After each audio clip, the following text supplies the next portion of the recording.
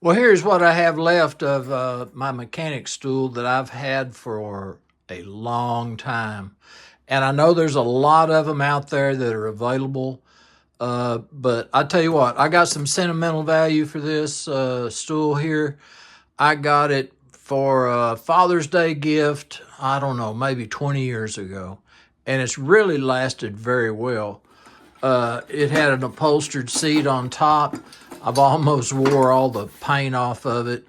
It's got a few little tears here and there, but the real thing that caused its death was what really stopped me using it was this cylinder.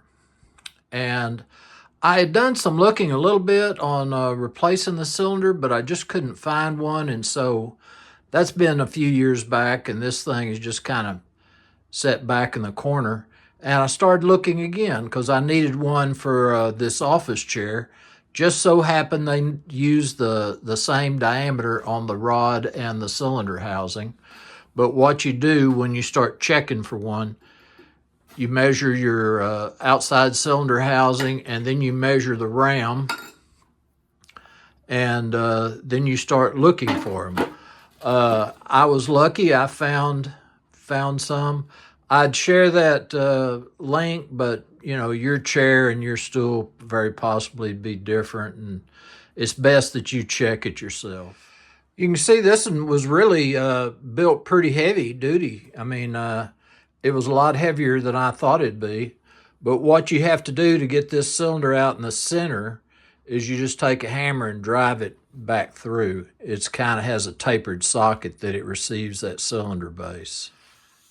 So after a lot of looking, this is the one that I found that was closest to it. It was about 3/4 of an inch, a little shorter, and I thought that wasn't going to be a problem for me.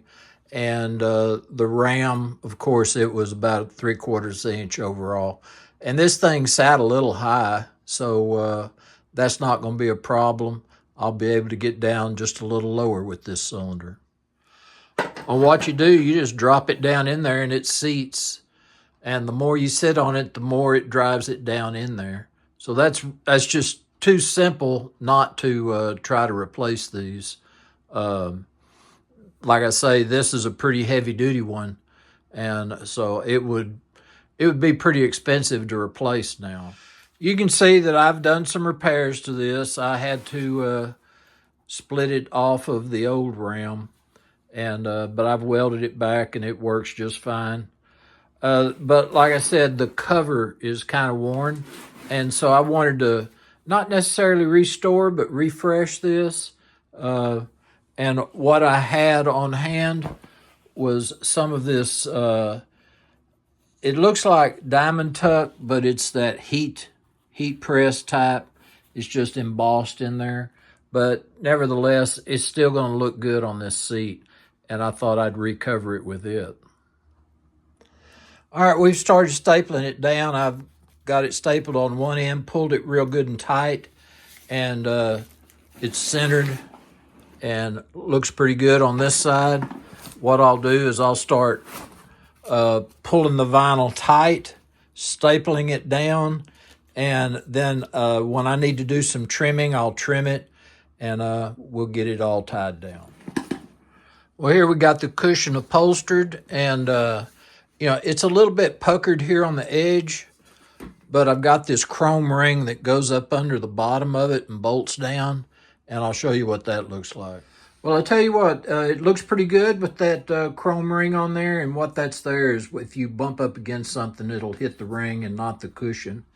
And that's one reason why this thing has lasted so well.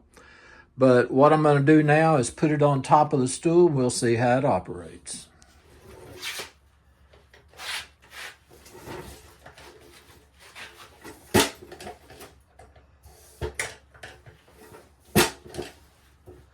Well, it works pretty good. And I'll tell you what, sure am glad that I was able to salvage that old shop stool. So anyway, I appreciate y'all coming by the shop today. This is Rusty Glovebox. Thanks for watching, and I'm out of here.